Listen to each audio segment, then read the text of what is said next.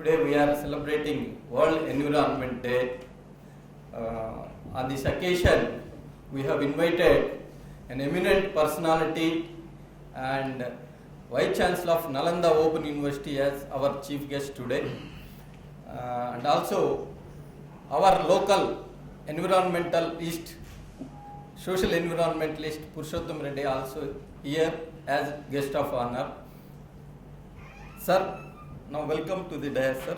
Now I request our Honorable Vice Chancellor, Professor K. Sitharama Rao Garu, to come on to the dais and preside over the function. Now I request our chief guest, Professor Ravindra Kumar Sinha, Vice Chancellor, Nalanda Open University. Now I request Professor K. Purushottam Reddy Garu to come on to the dais. Now I request our Registrar, Professor Sri Venkataya, to come on to the dais. See, every year World Environment Day is celebrated throughout the world on June 5th to bring awareness in the society, awareness among the student community, teacher community and policy makers in order to safeguard our earth, planet Earth from pollution. In our university, we are celebrating this Environment Day today because on 5th it was a holiday, so we planned on 10th. Earlier also in 2017, we have organized World Environment Day and invited Justice Swatantra Kumar as our chief guest.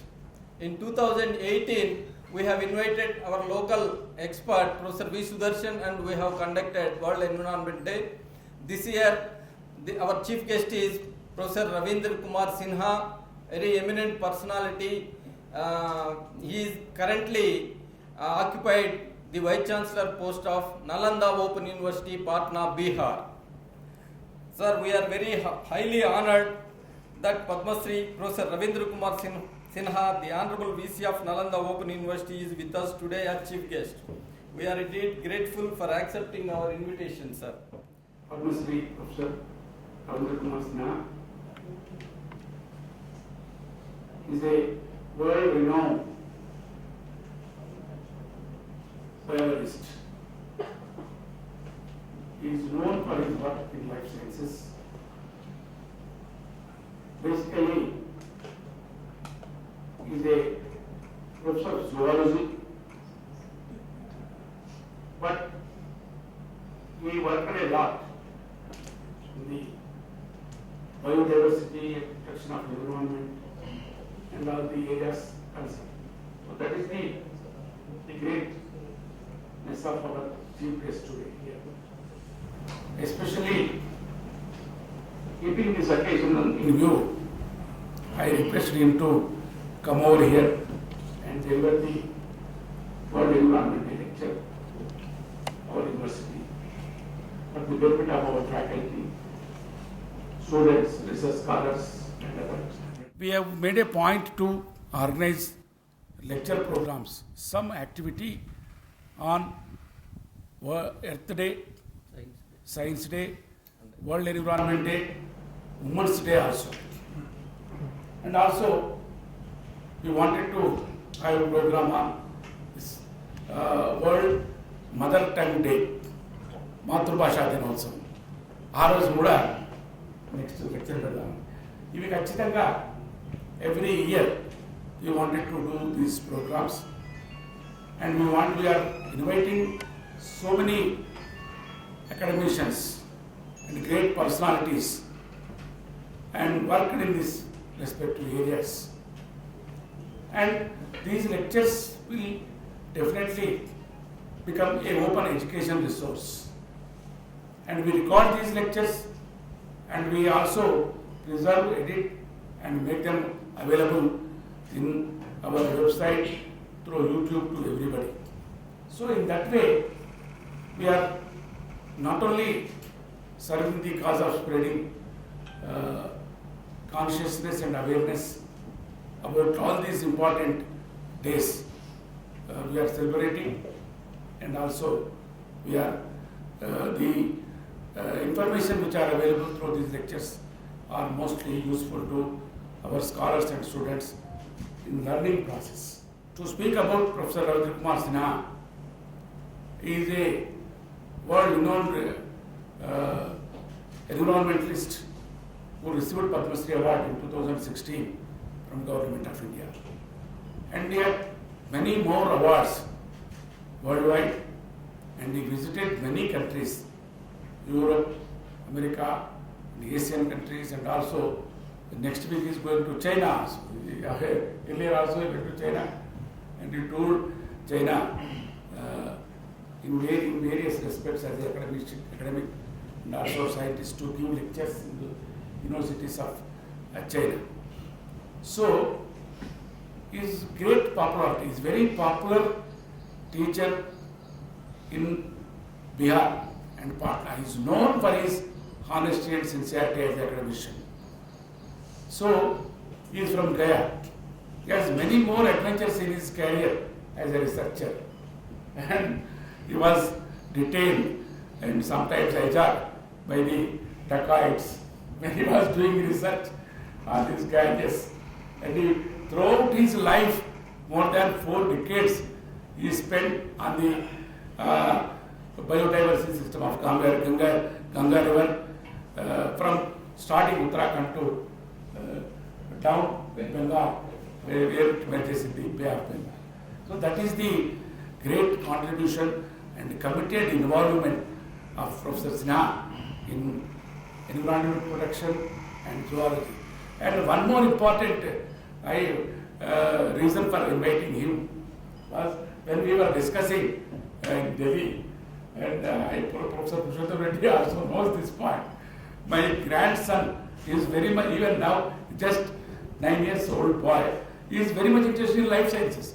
Whenever you ask him, he says that I wanted to study zoology and animals. So, in that way, Professor Sinha attracted me with his personality and his research. So that is the way he worked on the protecting the national aquatic animal, that is freshwater dolphin. He is known as Dolphin Man of India. Just you can type in Google, you will get that. Dolphin Man of India, you will get the name of orchestra. So this is the known popularity of our chief guest today. And I also welcome on behalf of all of us, Professor Purushottam Reddy is a known environmentalist in our Andhra Pradesh and also in our Telangana, and he worked a lot on water pollution and other various areas, and is almost dedicated himself to the environment protection and biodiversity protection and all that. Sir, once again we welcome you for this program. Thank you very much for immediately accepting our invitation.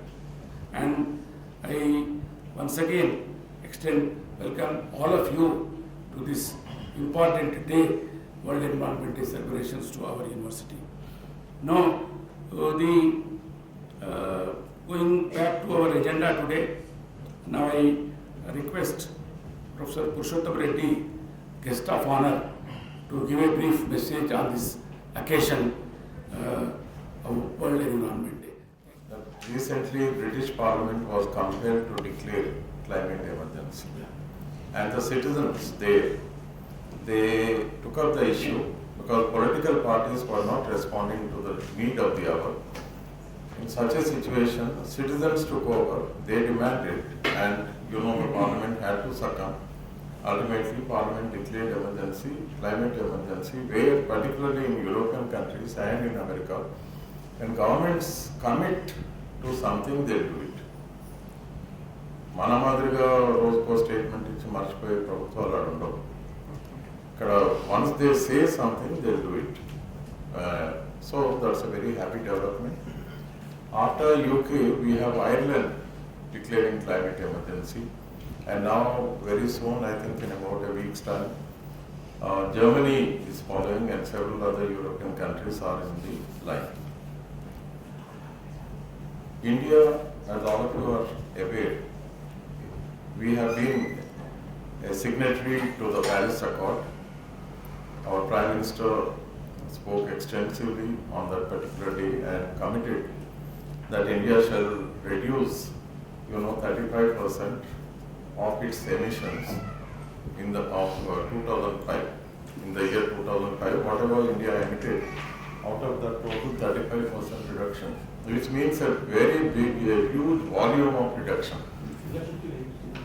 Friends, unfortunately what's happening at the international level, our prime ministers, right from P.V. Narasimha Rao to our present day Modi girl, we find they make a lot of promises, but they don't follow it up with appropriate policies, strategies, or building up institutions and so on. As a result, there is a huge gap between the promises made at an international conference and the performance of the governments in this country. But at the same time, friends, this is not the occasion for, such serious lecture. I'm extremely happy, sir, that a person of the eminence of Vice Chancellor Nalanda Open University, a person who dedicated himself to research and for protection of dolphins, most lovable aquatic animals. In fact, they are very bright, very intelligent, and maybe they have more intelligence than some of our politicians, but extremely human friendly. Extremely. Once you see the slides, I'm sure in Hyderabad also we should think about starting a club for the protection. We don't have dolphins here, but we can make our voice felt. And again, dolphin is only a symbol of the quality of life, in the oceans or rivers. So we need to have societies where we can deliberate, discuss, and come up with needed public pressure, because ultimately we are a democracy and governments will only listen to a pressure. Unfortunately, what's happening is we elect representatives and they are not very serious. They are all the time more serving the corporate interests rather than the interests of the public. Sir, we welcome you at this is a very important occasion. And that too, we are in 2019, as all of us are aware. And this is the third year, 16, 17, 18, 19, that is nearly 3.5 years into SDGs. The mandate is from 2016 to 2016 to 2030. Already about 3.5 years over, and we have not achieved much. There is a tremendous demand or need, to address the major issues. And in the Sustainable Development Goals, we have goal number 14, and that deals with the protection of life in water. So it's a very important topic. And in addition to this, we also have goal number 6, which deals with the needs, right, access to water for everyone, because that access is not uniform. Some people get more water, some hardly get any water, and particularly in the slums of Hyderabad or anywhere in this country, the poorest of the poor hardly have any access to the water, and it's a very serious problem. So in universities like this, all of us need to constantly be discussing these issues, and we should not hesitate to knock the doors of justice. That is public interest litigation. Yes, we have to, because under Article 51A, it is our duty to protect the environment. We have to do it. What is expected of us, we need to do. Only then we can ask the government. That is, government also is duty bound under Article 48A. They are also duty bound to protect. In addition to that, we have directive principles. It is expected. Both the government and the people in this country shall, with one voice, with one concern and focus, we should all be protecting life. And it calls for a change in paradigm. It's a very big subject. Open University is a wonderful forum. We have my dear friend Professor Sitaram Rao Garu. He has been an activist all through. We used to meet in Warangal on public platforms. talking about issues concerning the welfare of the people. So when an activist vice chancellor is here, I think the entire university should be in an activist mode. So while welcoming you, sir, we are very eager to see your presentation on the dolphins. Thank you very much. It is my pleasure to talk to you on this important day of World Environment Day. And I am not here to give any lecture, but came here to say hello to you because this is a very important day. And we have, as our Vice Chancellor rightly pointed out, we are celebrating a series of days and number of days. Number of days means whatever is important day for us, we feel we are celebrating. We are not living any day, whether it is a Parents' Day, Father's Day, Remembrance Day, Earth Day, or anybody's important personality's birthday. That is the, I think, greatness of our Vice Chancellor during his tenure. We are celebrating empty number of series of lectures. That way also great goes to our Vice Chancellor, sir, for reminding us the importance of various days and also express our concern on this occasion. And recently on 22nd April we have celebrated the Earth Day, and before that we have celebrated the Science Day, as our Vice Chancellor Madhu also informed us. Today is a very important day. I feel it is a protection of environment, with a special emphasis on the air pollution, air day or air pollution, meant for air pollution. And Professor Purushottam Reddy sir has already informed us the importance of the day and how he is making his. I think he is from the last 20 years I am seeing and observing that he is working for the protection of the environment. I think he is the only person. He is the only person who is contributing his life for the protection of the environment. And this is also an occasion for us also to I think consider our duty, as it is also mentioned in the this Sustainable Development Goals. One of the duties that we are, as a citizen of India, we are supposed to follow, that to protect the environment. And this is also an important day for us, that protection of air, that is the day. And I thank our Vice Chancellor for inviting Professor Ravindra Kumar Sinha. I think I can call him as a man working for the protection of dolphins. I think I am a little bit hesitant to call him as a dolphin man, but I can definitely call him as a man protecting for the dolphins, protecting the dolphins, a man for protection of the dolphins. In the country, specifically because of that only, he was awarded a Padma Shri award, and he is doing immense services in spite of putting his life to the various hardships, and he is a great person.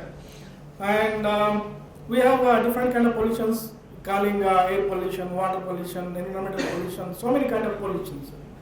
And air pollution is an important subject, and it is also our moral responsibility to not only discuss, not only remind the importance of air, but it is also a responsibility to try to protect the air. And coming to air, there is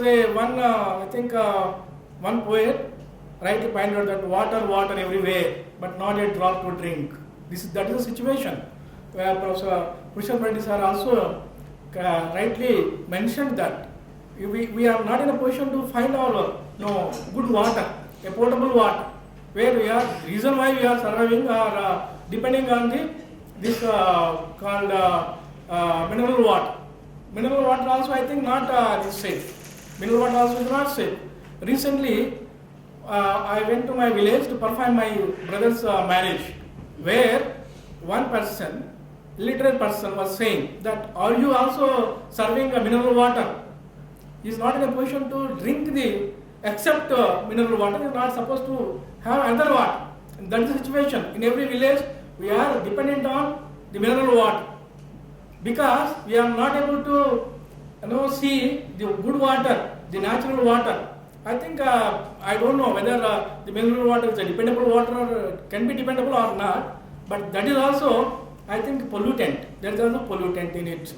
So that is one thing, and it also reminds us our responsibility and duties also that everybody present here must strive for the protection of environment and air and water. So coming to the air pollution, we don't know what kind of air we are breathing now. But recently, I think if you go to there are a lot of congestion in the Himalayas. Everywhere, the people are weak. People means we are not living any place. Ultimately, we are responsible for, I think, destroying or destruction of the environment. So, my dear friends, it is my responsibility also to remind you and remind us once again to serve everyone present here, to serve or to protect for the protection of the environment, that is whether it is water, air, or what kind of different kinds of pollutions. And this is, I think, more than this I can't say anything, but ultimately, the man tried to overcome the environment in the initial years, but now one day may come where the environment will definitely dominate him. Because of his greediness, he is trying to destroy the environment, trying to destroy the water, everything, everywhere. But one day, a day may come where the environment will dominate us. Served as MHRD nominee for the Council of Central Universities to establish different departments, and also he is the member of International Union for Conservation of Nature and Natural Resources, IUCN, headquarters Geneva, Switzerland, since 1994.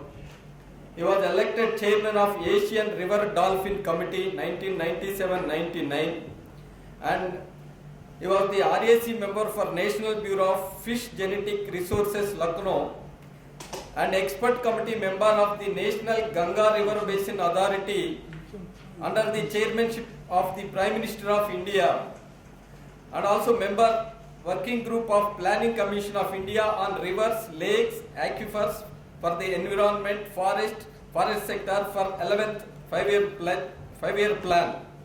He collaborated with scientists of USA, UK, Japan, China, Germany, Canada, Colombia and India for quality research. He has to his credit 121 valuable research papers published nationally, internationally in reputed scientific journals. He has published 50 technical reports and 6 books and 2 documentaries. The names of the documentaries are Alert on Ganges and also Mr. Dolphin Sinha, Think Globally, Act Locally. These 2 are the documents. He is an elected fellow of the Linnean Society of London since 1996, recipient of several honors awards, including the Most Excellent Order of the Netherlands, the Order of the Golden Ark by His Royal Highness Prince Bernhard of the Netherlands in 1999, as an international recognition of research and conservation efforts to save Ganges dolphin in particular and Gangetic biodiversity in general. He has been named Officer of the Order of the Golden Ark of the Netherlands. The Swarna Jayanti Puraskar of the National Academy of Sciences India 2000, he got the award. E.P. Odam, Gold Medal for ISES, and also Padma Shri, the 4th highest civilian award by the President of India in 2016. He has delivered over 170 invited plenary lectures, attended several conferences and chaired scientific sessions in India and also abroad in UK, France, Australia, Netherlands, Japan, China, Hong Kong, Sri Lanka, Bangladesh, Thailand, Nepal, Malaysia, etc. Professor Sinha was one of the 7 members of Indian delegation of Government of India sent to London and Oxford, England on water securities in February 2016. He is popularly known as Dolphin Man of India. I feel it's a great honor to me talk on World Environment Day. Friends, I have been working on river ecosystem, that's basically Ganga Basin and rivers of India and Nepal, Bangladesh. And not only on biodiversity, but the pollution aspect, goods and services by ecosystem, toxic chemicals. Also, I have a long experience working on movement of toxic chemicals through atmosphere, so that's the air pollution, especially in India, right from Kerala to Kashmir, Mizoram to Gujarat. So here I am presenting before you what is the current status and conservation issues of the Ganges River dolphin, because Ganges River dolphin is one of the very few river dolphins in the world. So here you can see what this dolphin, porpoises, whales come under one category, that is called cetacean. So throughout the world we have only 88 species, out of which 41 are known as dolphins. If you ask me what is the difference between dolphins and whales, I think it is very difficult to answer, because all the dolphins are toothed whales, but not vice versa. So this is dolphin. And then we have only very few river dolphins in the world. So majority of dolphins, you all know that it lives in salt water, that is marine water, but 3 are obligate to fresh water and 1 lives in coastal water. There are few species facultative, means they live in marine water as well as fresh water. Freshwater dolphins inhabit some of the largest river systems of Asia and South America. And they are the most endangered, not only cetaceans, but mammals in the world. So the Ganges River dolphin, which is scientific name is Platanista gangetica, is one of the obligate freshwater dolphins found in the Ganges, Brahmaputra, Meghna river systems of India, Nepal, Bangladesh, and Sangu Kanthuli rivers of Bangladesh. Another subspecies of the same species is Platanista gangetica minor, which is found in Indus River. And both Ganges and Indus River dolphins are blind dolphins. This is the only species in the world, cetaceans, among cetaceans, the only species which is blind.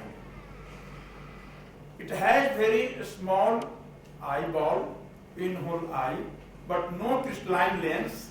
It has remnants of retina, but it cannot form image without lens. So they can maximum differentiate between dark and light. That's all.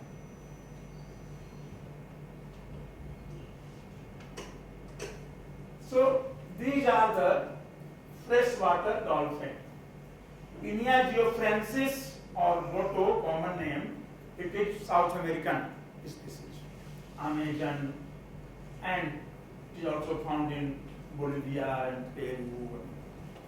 Then Lepotis vexillifer, it is called Baiji, it is a Yangtze River dolphin of China, but unfortunately it became extinct in 2006. So that was the first incidence in the human history when one cetacean fauna became extinct due to human activities.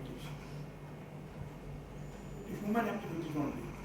Because in Yangtze, we will find every 1 kilometer big cargo ships, so much river traffic, so much pollution. And also, recently published one book mentioned that 1959 to 1962, there was a big famine in China. That time, the leaders of the country asked the people, eat whatever you can, And very jokingly, that book writes that they can eat anything flying except aeroplane, anything having four-footed except table. So that time, they killed their dolphins to feed their children. And that is why when the book writer interviewed the fishermen, they said, what we have done?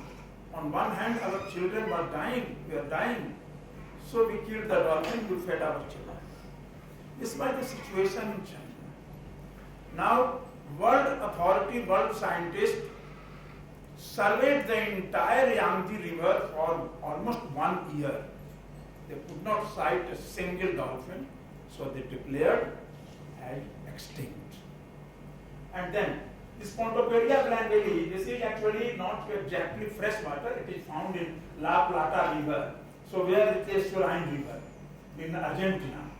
But Platanista gangetica and Platanista gangetica minor. So we called in common language, we called Susu. So Susu is the common name of the Ganges River dolphin.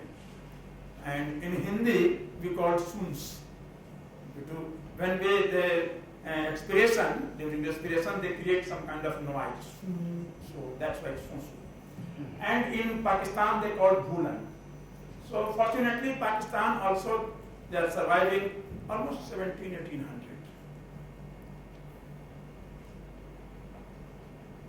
These are some facultative. As I told you, they live both in marine water as well as fresh water. In India, we have this Orcaila brasilostris that is called Irrawaddy river dolphin. We found they are available in our Chilika lake in Odisha, but it is a estuarine lake. Also in estuarine part of Ganga, near Diamond Harbour and Kakdweep and this Ganga Sagar Island. Also in some part of Sundarbans in Bangladesh. But they are distributed right from Sundarbans to Queensland in Australia. And the southernmost distribution along Indian coast is only Vizag, Visakhapatnam. South of Visakhapatnam they are not found. But they are found from Visakhapatnam to Sundarban, Bangladesh, then Myanmar and Thailand, like that. So that is the facultative one. Whereas this Neophocina Asia orientalis, that is narrow-leaf friendless porpoise, it's a Chinese facultative porpoise found in Yangtze River as well as the South China Sea, East China Sea. And this Sotalia is the facultative species of South America. So this is all. Rest all are exclusively marine animals. Now come to river dolphins. So these three river living forms of two river dolphin. So this share superficial morphological traits, including reduced eyes, large paddle-like flippers. But the Amazon dolphin, that is South American dolphins, they are not blind. The Chinese river dolphin was not blind. Only the Ganga and the Indus River dolphin, which is blind. And you might have seen many video and photographs of the marine dolphins moving in a school, in a group. So this animal is completely different in the sense they have very long beak, long flippers, large flippers, flexible neck, and also they never move in group. Especially Ganga dolphin is solitary animal. So they live in isolation. Only they meet when there is a mating season, or mother and calf, they remain together for almost 1 year. So this is the situation, and energetically it is more demanding. Why? Because in marine environment you don't find big current, fast current. River, there is fast current. So the animal has to negotiate. So they need more energy. And at the same time, they to maintain their position along the river axis. And you will be surprised and happy to know that these dolphins are found even in Nepal, rivers of Nepal, because rivers of Nepal are tributary of Ganga. So Nepal is the only country in the world which has no coastal area, but they have dolphins. So that is the only country. And I have surveyed all rivers of Nepal. Currently there are about 50 dolphins in that pond. And they are less sociable, as I told you, they are not very sociable. And their group size are generally very small. Even in group, they are for the cooperative feeding, not for any other purpose. So this is the whole area, and mainly I spent more time in rivers of Bihar, but I have surveyed the entire Ganga basin, right from origin Gomukh to Haridwar, definitely by road and by just walking along. And then from Haridwar to Ganga Sagar, I have moved on a small oar-driven boats, and for weeks, for months.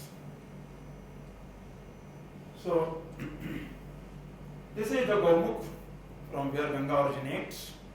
I personally visited this place. I took these photographs those days. And this is Ganga basin, and that other side is Brahmaputra basin, and that smaller area again white, that is Meghna basin. So Meghna is a small river. It is called Barak River in India. Silchar town is located on Barak River, but when Barak River enters Bangladesh at Sylhet, it is called Meghna. And you will be surprised that Ganga, when enters Bangladesh, it is known as Padma. When it joins Brahmaputra, which is known as Jamuna in Bangladesh, so then it is not Ganga, not Padma, it is Jamuna. And then when it joins Bangladesh, Meghna, so when it discharges into Bay of Bengal, it is called Meghna, not as Ganga. But here in our case, tidal zone is Hooghly, you all know, in West Bengal. For 190 kilometers, it is tidal zone, but that is Ganga. And at the same time, you might be aware that Ganga basin is most densely populated basin in the world. Ganga Brahmaputra Meghna basin is only 0.12% of land mass in the world, where more than 10% of human population resides. And especially in Ganga basin, Bihar is the most populous state. The density as per 2011 is 1,102 person per square kilometer.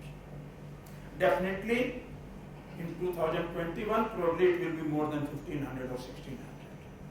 But still, my friend, Ganges basin is so fertile, you might not have heard any time any farmer committing suicide in Ganga basin or Bihar. It's such a fertile land. It is providing food to all the farmers, all the people. Still we are growing surplus.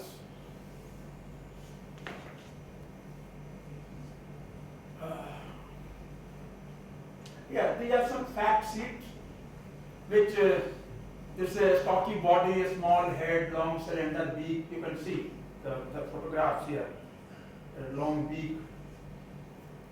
And at the time of birth, the baby is 70 centimeter.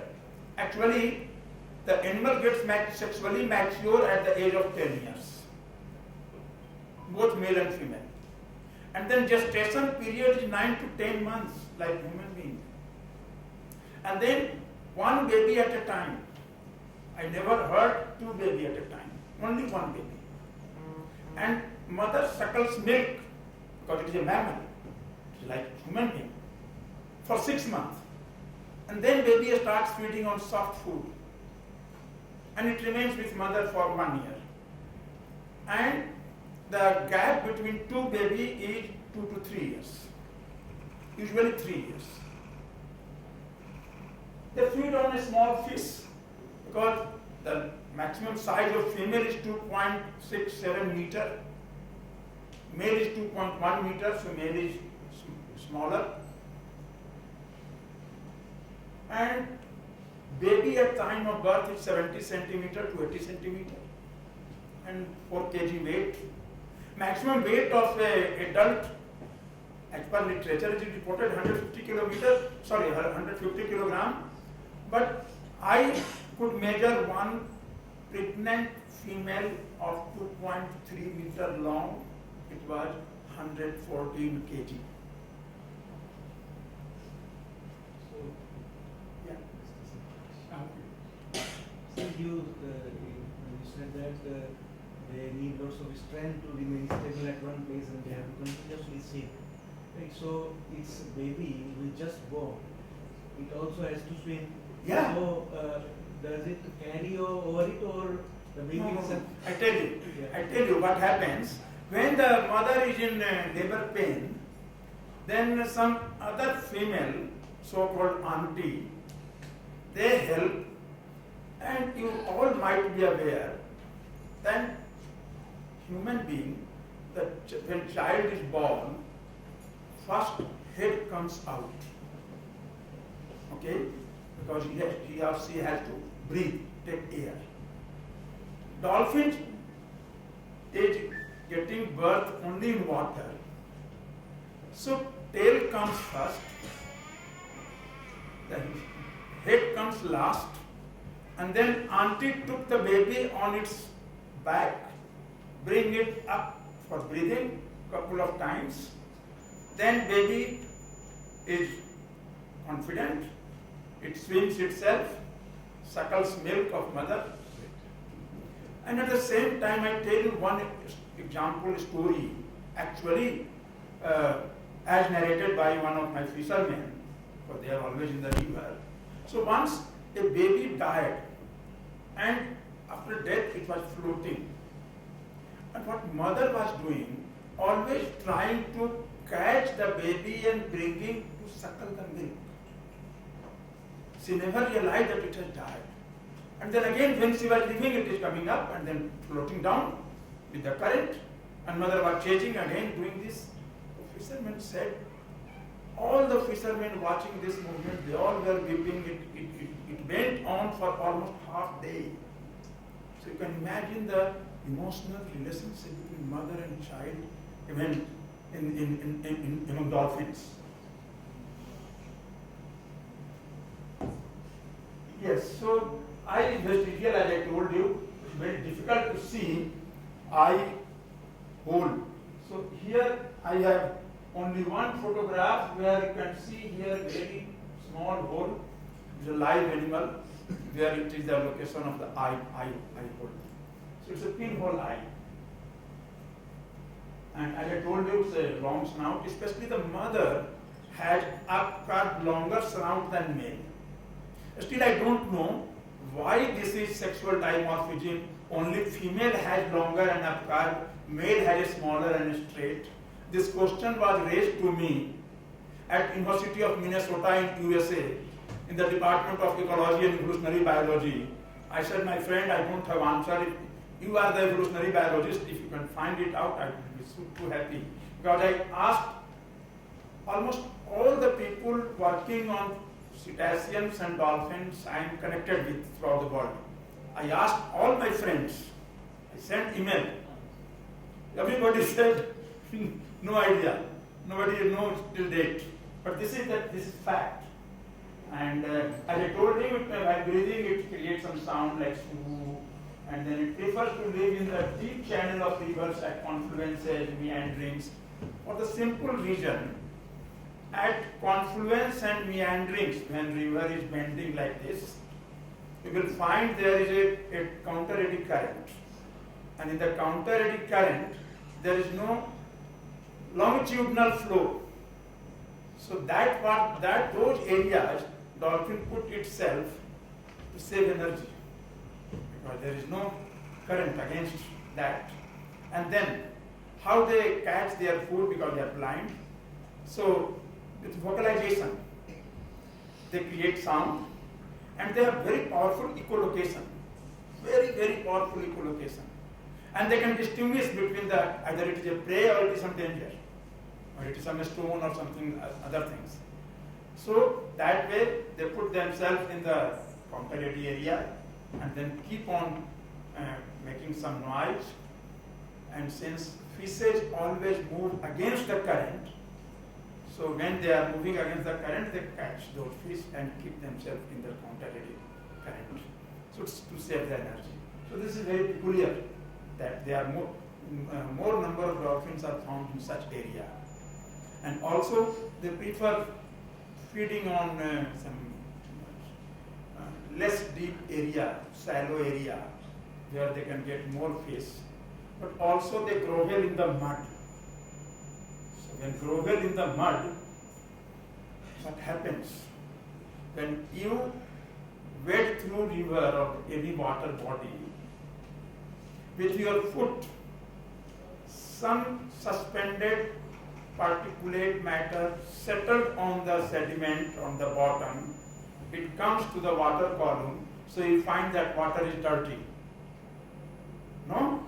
Same thing happens with this animal when it grovels with its snout, so like plow in the field, and then it is bringing back those nutrients to water column, which helps fishes to feed upon, so it increases productivity.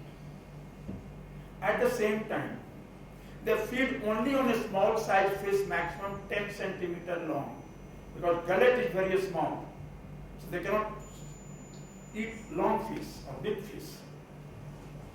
So this way, they reduce competition between small fish and large fish, because they are feeding only on the small fish. So helping the larger fish to grow larger. So these are two economic or ecological services which this dolphin is playing in the river. At the same time, because most of the experienced fishermen, old fishermen, they used to say that wherever there are more fishes, we find always more dolphins. When the number of dolphins has declined, number of fishes have declined in number. The simple correlation they observe. Sir, one question. Yeah. So how are we able to recognize this baby actually? Is it because of the smell of What do you recognize? the baby? Baby? Yeah. Whether it is male or female? No, it's its own baby or not? Because Own baby or not? Yeah, yeah. Because look, only the baby always accompany its mother. So it never leaves mother for 1 year. And moreover, another mother will not accept other skin. It is very natural, I think, most of the animals. So this is some mating behavior. What we have observed, it is very difficult to observe mating behavior, but we found that many males chase one female and finally one succeeds. So that we have seen that mating normally it takes place with the start of onset of monsoon, and it continued almost for monsoon. And since the gestation is 9 months, so we have seen, okay, even during summer also some mating takes place, because in October we have seen some baby, and it continues to breed up to May. Very simple reason. Organic evolution has such a wonderful things we know, that since monsoon, fishes breed, so they have many babies available. So river is full of fishes. So baby can get some food, or mother can get more food. So that's why they are breeding such a time when plenty of food is available in the river. Very peculiar anatomy. As I told you, this is the only species which have very powerful echolocation.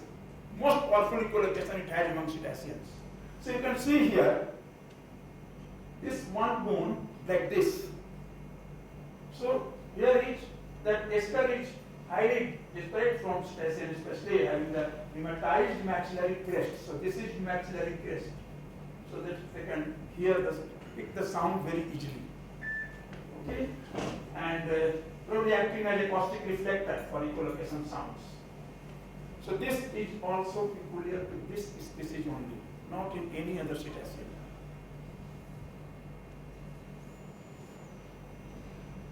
So this animal has many primitive characters.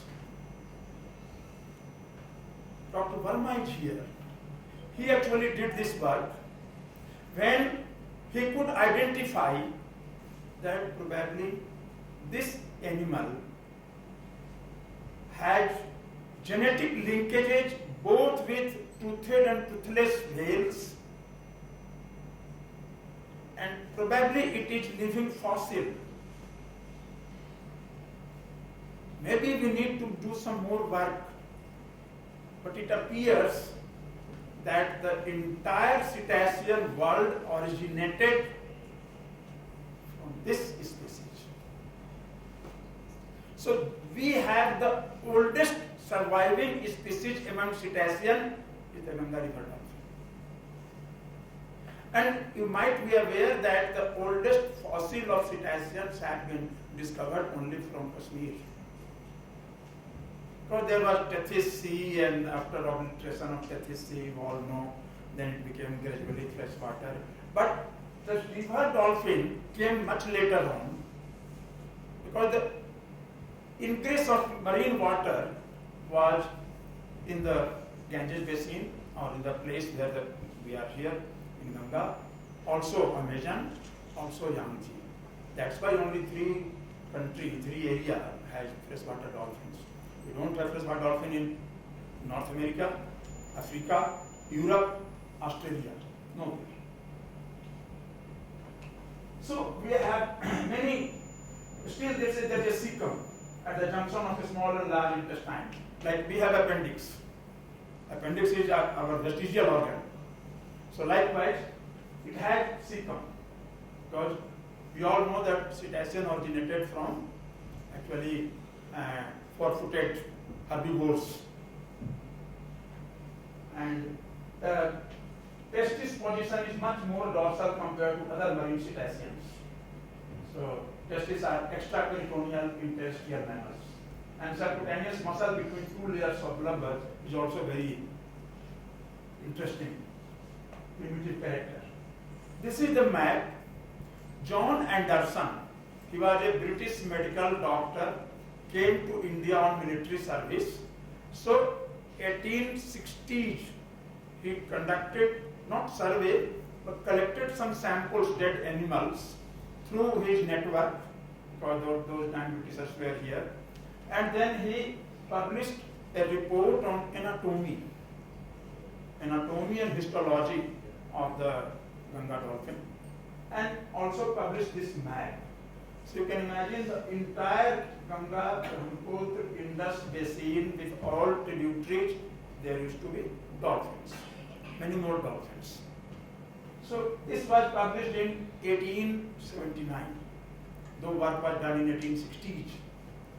Now here you see, the green part you find more dolphins, red part almost gone, the brown we have very few dolphins. So the dolphin habitat is shrinking. It is shrinking in our rivers. Now range is declining, as I showed you. There are currently high population density where suitable habitat remains despite local threatening factors, because we have more dolphins in particular area where there are some more fishes. Sorry, so this is like this. So what we have collected data that altogether from entire zone, Bangladesh, India, Nepal, it is hardly 3,600 to 700, something like that. But this is actual sighting. Actual sighting records, definitely the population will be much more. But it is not possible to count each and every wild animal, even in forest or even in desert or anywhere. Not simply possible. So we always record sightings. So this is a sighting records. But I am happy to tell you that this last November, December, number of dolphins in Bihar has again increased, because it is now almost complete ban on poaching. Earlier fishermen were killing. I will tell you, I will show you for what purpose they were killing. But it became a national aquatic animal. It has been given legal protection under Wildlife Protection Act 1972. So this is now government of Bihar, especially under leadership of Honorable Chief Minister Nitish Kumar. He is a wonderful environmentalist himself. So he is always for the protection of environment and also such species. These are some work which we have done. So conservation status is like this. IUCN has categorized it as endangered. in 1996. Prior to that, it was vulnerable, no data was available. So when they asked me, I joined as a member in 1994, and they asked me that you supply us information, then we will discuss, analyze, and we will categorize, recategorize the animal. Now it is endangered. Wildlife Protection Act 72 given in Schedule 1 animal. And CITES is the Convention on International Trade of Endangered Species of Flora and Fauna. So it's like in Appendix 1. So its even minor part cannot be traded, or we cannot send outside country without permission. And same is the case with Convention on Migratory Species, which is Appendix 2. So though it is not migratory species, very recently, interestingly, I tell you, almost 15-20 days ago, Ministry of Environment, Government of India sent one request to Geological Survey of India and to us that give us some comment on whether the dolphin is migratory or not. So definitely I said it is never migratory. And then I wrote to the Convention on Migratory Species, I wrote to IUCN, how you are categorizing this migratory species. Then they were surprised that how this man is raising this question. It's a very correct question. But then they said, we have very loose definition of migratory, that if an animal is crossing international border, it is migratory. Whereas migratory means seasonal migration to a particular place for a particular purpose and then returning back to its original. This is not the case. So then they said, my friend, we have very loose definition, please accept it. I said, no problem. So long as it is for conservation of species, I am happy. Any loose definition you give, I will always accept. And there are many threats. So one is overexploitation, accidental and directed killing, collision with mechanized vessel, as I told you what happened in China. It is happening in India also. And now reduced river flow, dams and construction of dams and barrages, because dams and barrages are virtually physical barrier, but they cannot migrate or they cannot disperse to other part. Then what happened? We are creating many metapopulation. So inbreeding will be there, and inbreeding is always very dangerous. At the same time, in the name of flood control, we have construction of embankments and so many things. Glaciers are receding, more and more abstraction of water. Climate change again big problem. And pollution is also there, noise pollution, because its life depends on the peaceful atmosphere. Now we are creating a lot of noise in water by ships and cargo and night boats, and also in Brahmaputra basin, seismic test. They are always doing seismic test for what? For petroleum, digging well. So they are creating a lot of noise there. And then industrial effluents, agricultural and health sector, all pesticides. So this way, sometimes they kill either in gill net or earlier they used to use harpoons to kill dolphins, but now no more. So that was intentional killing. And gill net was accidental killing. Can you imagine? This is a photograph of Bangladesh, Sundarbans. There is no room for dolphin to survive. There are so many fishing boats, but still dolphins are surviving. So they have resilience, and at least that's a good thing, that they can survive in very adverse condition. But then, so how long? What we can do for them? Yeah, this is incidental killing. So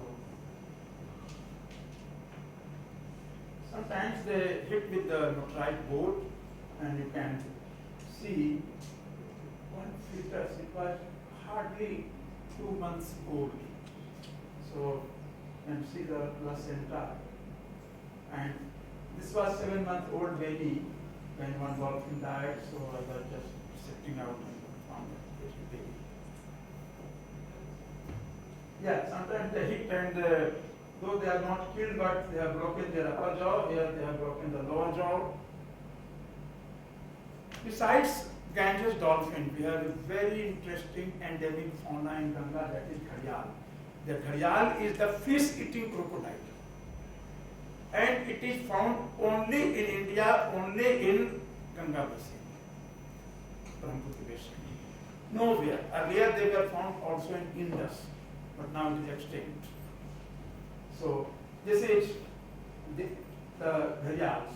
Again big snout, but there is no competition between dolphin and gharial, because gharial is fish eating and they eat bigger size fish.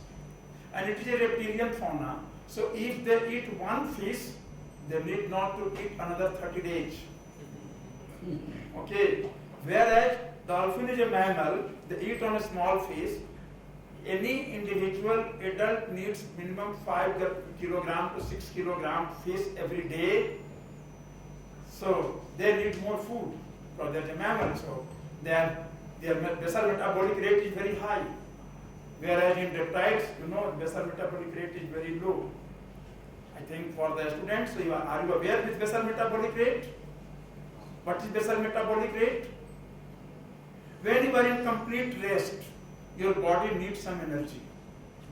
Still, you are spending energy. That is the basal metabolic rate. So in mammal, we are always active. Even while sleeping, there is some energy, and we consume some energy. Whereas the turtles, gharials, they need very less energy. They are not that much active. Yeah, there is another animal, otter, soft-coated otter. We call it in Hindi Udbilao. Also, it's found in marine and so other species. So in Ganga, we have very few, but it is there. So they are the living together. This otter also feeds on fishes, but again, they have no competition with the dolphin.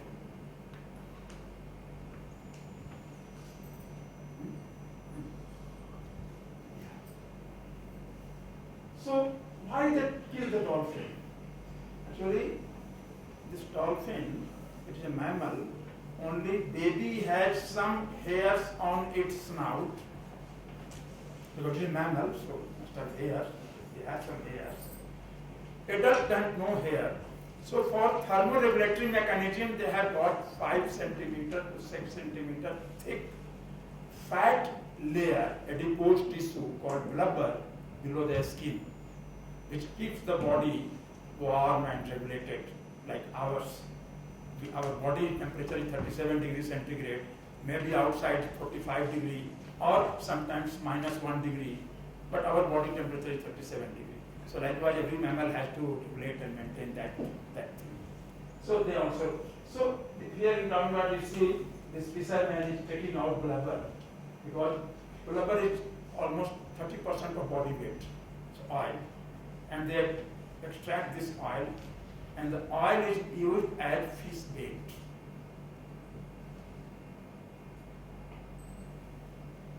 Yeah. Two very economically important fish in Ganga is caught by this oil. They get attracted by the catfish. And I discovered alternative to dolphin oil from fish scraps, because all your carps, Labio rohita, Katla, this Srinus mrigala, they have peritoneal fat with their alimentary canal. So I collected the viscera, which is normally thrown along the roadside in any fish market, and we extracted oil from that, and I gave the fishermen for field trial, and we did field trial for 3 years. Actually 121 days, 500 hours, because one fisherman was fishing with fish scrap oil, another was fishing with dolphin oil, and almost 2 kilometers away apart, not at the same place. And I was collecting data every day, how much cost ingredient, how much catch, how much effort, how many fishermen. Then we could realize that fish scrap oil is giving better result than dolphin oil. So then we popularized this, that in the whole Bihar, Assam, because mainly Assam and Bihar fishermen practice this oil fishing. So now I am happy that most of the fishermen, they have opted for the fish scrap oil, and oil fishing has reduced the dolphin oil. Dolphin products are not valuable, Or sometimes people say the skin is so thin, you cannot make anything out of a skin, like you make with the great crocodile or gharials. So that is not any danger. And the Ganges dolphins are endangered within the highly modified river basin. So now river basin is completely modified with construction of dams, barrages, embankments, so many bridges coming up, and everywhere you find the lift irrigation. So the river system is subject to dramatic environmental changes associated with water development, decline in flow, quality water, global climate change. And we all are facing now what is the water crisis all throughout the country, even in Ganga basin, even in Bihar, which is supposed to be water sufficient state. So many hydroelectric projects have come up in Himalayas, in Ganga basin. So the flow of Ganga has been checked in the Himalaya itself. And then you see the dams and barrages. So this is here the Farakka barrage. Our entire pondage area is full of macrophytes and filamentous algae. And this is the barrage. Then at the barrage itself, underwater we try to take some photo. The whole water column is choked with filamentous algae. This is Farakka feeder canal, is almost 38 kilometers long. It diverts Ganga water to Bhagirathi and Hooghly in West Bengal. Otherwise, the flow was more towards Bangladesh. It all happened almost 400 years ago due to tectonic movement, earthquake. So the part of the land in Bangladesh area, they got sagged, they went down. So there started more flow towards Bangladesh. And India was facing crisis at Kolkata and the Diamond Harbour. So that time, Government of India, after independence, decided to construct a Farakka barrage and they did it. But it has created a big physical barrier at the point where the biodiversity is most rich in the area.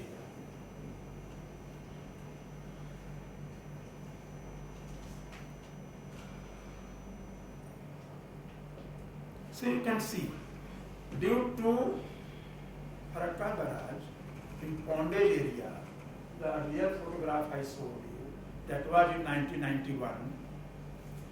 Farakka barrage was commissioned only in 1975, so after 16 years, it was also.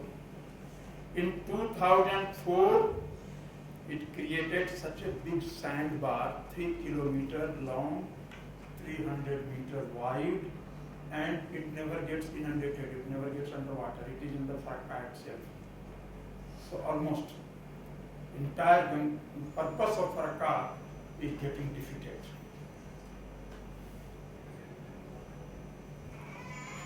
It's causing siltation, and we have also lift irrigation.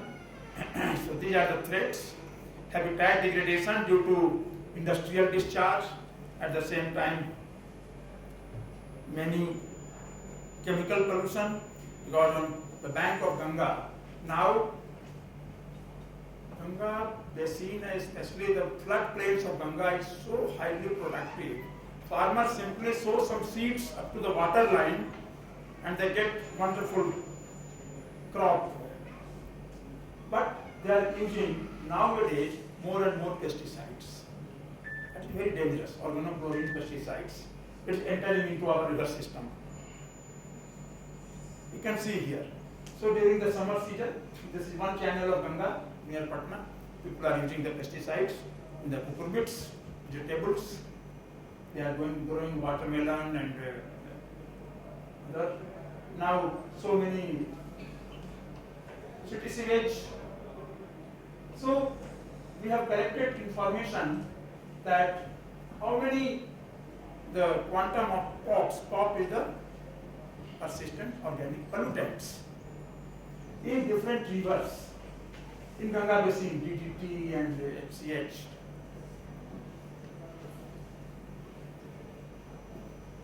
In sediments of the different rivers. And then mercury in Ganga Now you can see how this biomagnification is taking place, water, sediment, benthic fauna and then fish. Same is other heavy metals, right from neonate to adult female.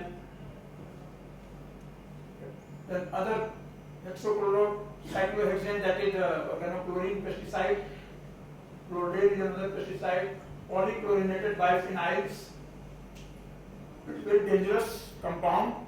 We are using in electrical appliances and your transformer. And though we have not very high concentration compared to other industrial countries, but at least it is a baseline data which can be compared future, and we have to stop it. And there are many organotin compounds. So here you see the DDT, because Ganga dolphin, I collected some milk from baby's stomach, dead baby's stomach. So in milk it was 480 that nanogram is DDT, but in blubber 41,800. Can you imagine what will happen to India if Ganga is dry, no water at all? Himalaya is a water tower of Asia. It is supplying water through 7 major rivers in all directions, north, south, east, west. Maybe Mekong or maybe Indus or maybe Yamthi or maybe Wango or maybe Ganga or Brahmaputra, so many. What will happen if we lose all those glaciers? So we must take into account, really do we need it to so much have so many barrages to divert water? In America they have destroyed so many dams and barrages. In India it's so difficult for us. Whatever we commit mistake, we are not ready to rectify it. So we have to raise voice. With all our research, all our data, we must influence our government. Look how much there is a damage and how much is the income. So there must be some cost benefit analysis. That's very important for any project. Now Government of India is doing, but what about the earlier projects? We must take into account. Okay, are you satisfied? Any other? Any more? Excuse me. Yeah.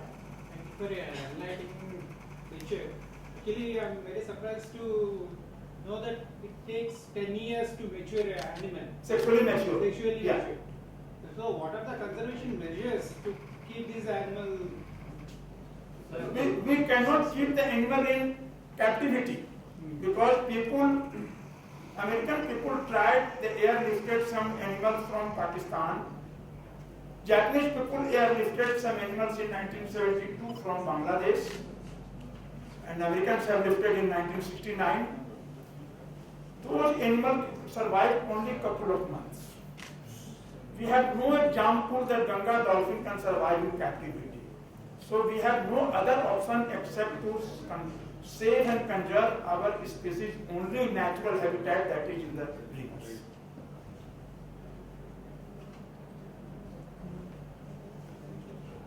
Okay? Thank you. Yeah. In conclusion of that question, Yeah. why I asked. Please. You said that in the Yangtze River they extinct dolphins. Saying no, because every individual species has some specific environment requirement. Even we cannot shift Ganga dolphin to Godavari, it will not survive. That was one issue when we raised this issue in 2001 at Jawaharlal Nehru University in a conference, that when you are doing the interlinking of rivers, so when you are going to link Ganga with Godavari or Ganga with Kaveri, then what will happen to the biodiversity and species of Ganga? It will not survive. So because every river is indicator of some particular habitat and particular, so we cannot lift the even Ganga dolphin to China. But to talk about China, cannot we lift to South India? We can do something. That's right. So I remember very well, in the early 1990s, there were a number of veterinary doctors from South India to Patna Veterinary College, and I was asked to show them Ganga dolphins. When I took them to Ganga, that time we had a number of dolphins. All were dancing on the boat itself. So I said, my friend, it is dangerous. You come to the bank side, you watch the dolphin. So they said, we cannot imagine a dolphin in river. But we don't have in South India any rivers. And not only dolphin, any other species, if you bring turtles or gharials, will not survive. So they have very specific requirements. So as you said, they are not migratory. Yeah, they're not. They're not migratory. So this gharial, why doesn't eat dolphin? Doesn't eat dolphin. It's a fish-eating crocodile. Yeah. It doesn't eat even a human being. Because the crocodiles can attack on human. Or it can attack even on elephant. You all know that there is a fight between the crocodile and the elephant at Harihar Nath Sonpur. Yeah. So that was something fight between the Vaishnavites and Saivites those days. But anyway, so that is the situation because the gharial is eating only large sized fishes. That's all. They don't eat even birds, they don't eat turtles, they don't eat any other species. So it's very specific. And Ganga dolphin is indicator of the health of Ganga. Because if we have more dolphin, this means the health is developed good. Like tiger is an indicator of forest, health of forest. So this is the case. Sir, you said dolphins are blind. Yeah. How do they identify humans or how do they track people? I told you, they identify only through some noise, echolocation. So even I give you one example, they identify the noise of fishermen and noise of other people. So initially, when I was going with fishermen to river, because many times fishermen, when they use hook for collecting fish, so fish was already entangled in the hook and dolphin was trying to snatch. So fishermen were angry and many times even they were using some bamboo to and then they were not moving away. I was keeping quiet. When I started talking, simply they moved away. They thought someone else is here. But now I'm confident they have identified my voice also. Because many times there is no dolphin anywhere. Once planning commission, member S.J. Qasim and many more officials, Secretary Government of India, they were with me on a boat in Ganga at Patna. Dolphins they were not able to see. Then Dr. Qasim said, unless until Dolphin Sinha spoke, they invited dolphins, they will not come. And they could see some of the dolphins after 10 minutes. So I was told by not less than, you might be aware, father of tiger project in this country, I'm not remembering name, he was at Jaipur, Sankla, Kailash Sankla. Kailash Sankla is known as father of Project Tiger in India. No, he's dead. So now 1994 in Indian Science Congress, I was delivering invited lecture at Jaipur. Dr. Sankla came to listen to me. And I was all surrounded, after lecture I was surrounded by the media person and so many people. Then Sankla just went to his home, returned to his home. Then somebody told me that he was waiting to meet you. I said, I'm so unfortunate, I must go to his house. I went to his house. Then he said, look my friend, when at the end of my career, I was going to forest, coming out of my jeep, many tigers were coming to see me. So this is the behavior of wild animals. So you will find one day the dolphin will come to your boat. This is the behavior of all the wild animals, that if they think that you are savior, they identify you. If you are killer, they are always threatened. So animals are more intelligent than us. We have kept our name Homo sapiens. You know, our scientific name is Homo sapiens. Means, do you know scientific literal meaning? Wise animal. Most unwise animal has put their name as white animal. Any animal in the world, if they are talking among themselves, they will say, look, this foolish species, they have kept their name white animal, they are cutting the tree on which they are sitting itself. So the worst thing that we are doing all harm to environment, not a single species other than human being are creating any harm to environment. It's only us, nobody else. We must realize it. So what we need, first, as told by Honorable Vice Chancellor, that you should practice yourself first. During our college days, amongst us we have created an environment that nobody will keep light on in the room while going for food to mess in the hostel. No. In classroom, whoever is the last one must switch off all the lights and fans before leaving this one. We don't allow even a single drop of water to come if it is wasting somewhere. Immediately we will do something. Maybe some change in washer and something like that. So we have to do that, and you have to inculcate this practice in your students, among your children. And I have been doing whole of my life, even my family members, my school children, college children, they are doing like this. You must practice. Otherwise, nobody will listen to you, everybody is watching you, what you are doing. Unless until you do yourself, everybody will say, okay, only speaking, doing nothing. So, you first do, then you ask others to do. This is very important. Okay? Thank you all. Thank you very much. My name is Sayan. You will my Maybe my question is irrelevant to the subject, but have you ever cited human life forms in water? Have you cited? Cited human life forms in underwater. Human life? Human life forms. Underwater human life form? Human life forms. Human life form. Human life? Mermaids. No, it is not that. Never.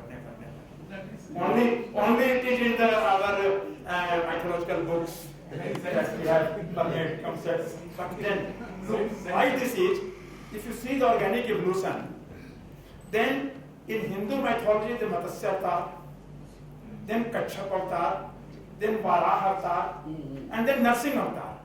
So this is like our organic evolution. So maybe sometimes the life was in the form of fishes. Okay? Not that human was as fish, or fish was like human. So organic evolution and our mythological, this theory, I think they are supporting each other. The science and mythology both.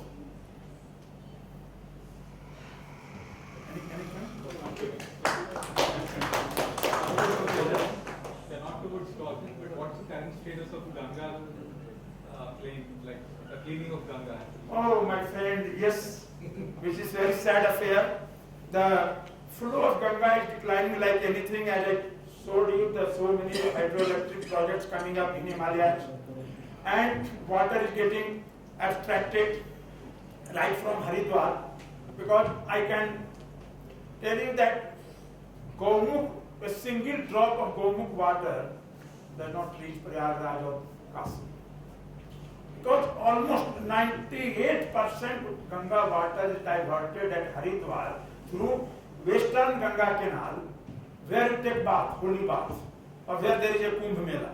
It's on the canal, not on the river. And then that water is going to Western Uttar Pradesh and coming up to Delhi for drinking water.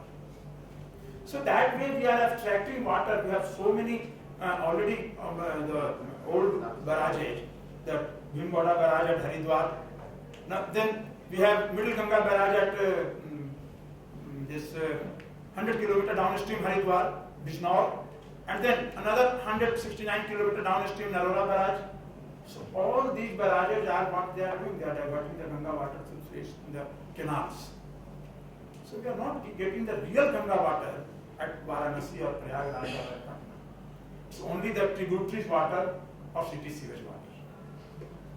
So people ask me that in late 19th century, in 1884, some Britishers have proven that Ganga water never get destroyed or never get putrefied because there was a lot of bacteriophage and all that which used to kill bacteria. And then we were getting the water from Himalayas with so many rocks and so many medicinal plants, all roots and leaves, fruits, flower, everything coming down. Now we have constructed so many barrages, so from here we are getting the Ganga water from Himalayas, not enough water. So that's why Ganga water has lost that capacity.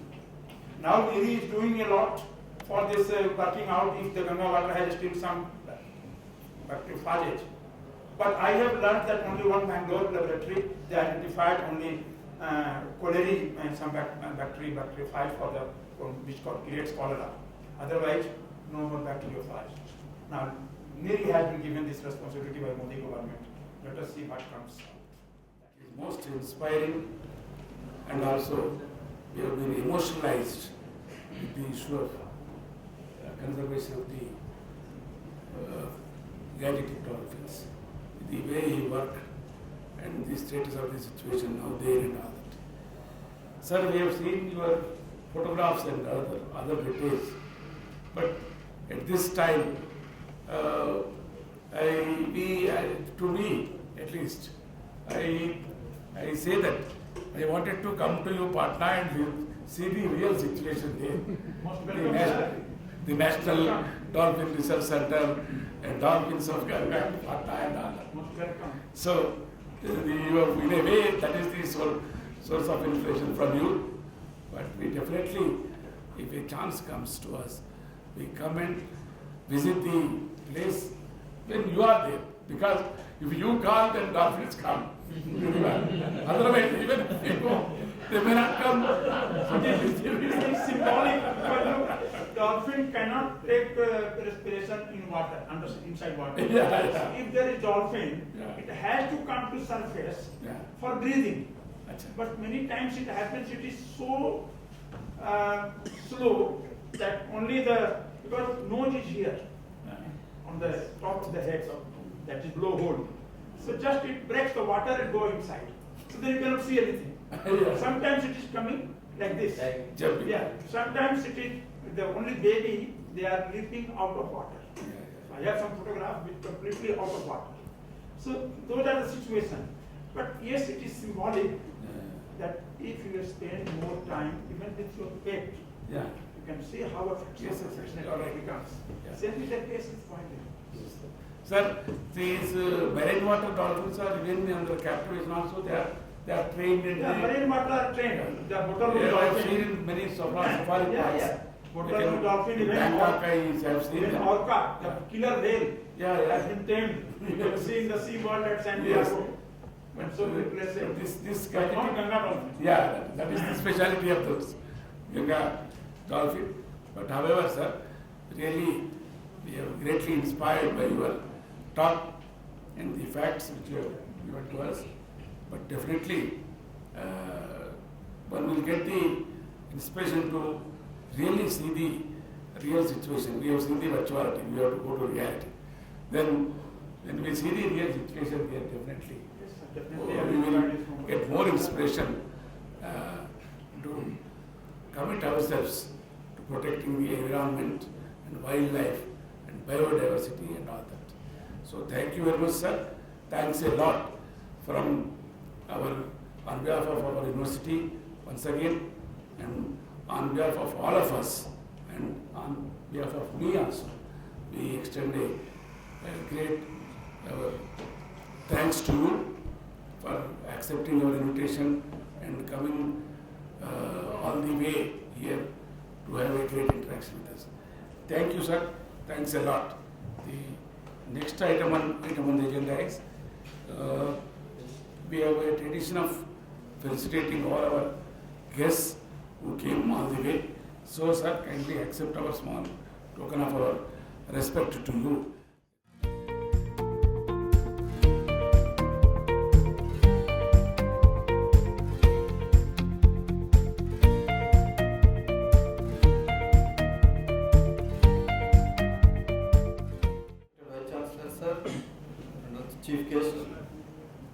guest of honors, other students and other officers of this university, it is my pleasant duty to propose vote of thanks.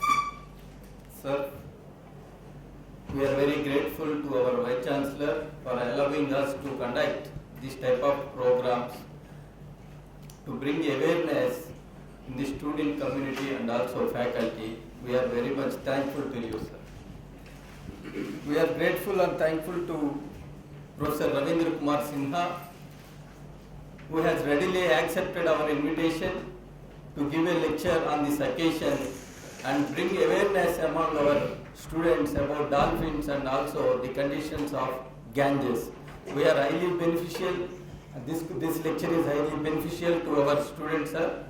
You have given us an opportunity to see what is happening in river Ganges, sir, especially regarding dolphins, sir. We are very thankful to you, sir. Again, we are thankful to our environmentalist, local environmentalist, Professor K. Purushottam Reddy.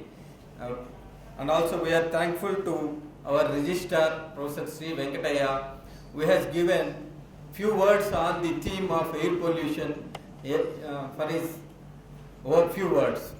We thank one and all. We have made this function a grand success.